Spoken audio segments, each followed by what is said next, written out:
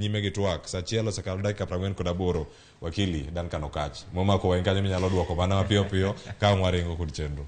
Anaparo ni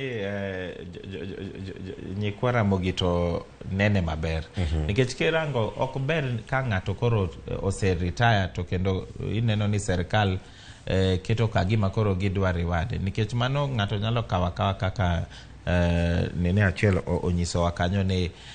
ng'ato nyalo kawo kagima obedo rewarded ni nitie gima notimo maber ne jogo manyiso ni no favor jogo to ing'eno ka oketi IEBC chair koso keti kata komishona ok onego bed ni ati ipendelea pande mora mora koro kobedo ni ati koro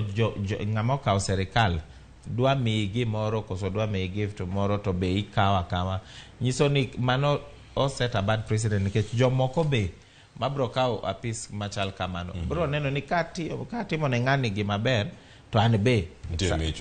bang' retire to nitie mich moro mibro miya to ok ber ni mano e kaka ng'ato matiyo e tich momi koso apis momi mar IEBC tiyo nikech onge trust ma ng'ato nyalo bedo kodi to kirango kabisa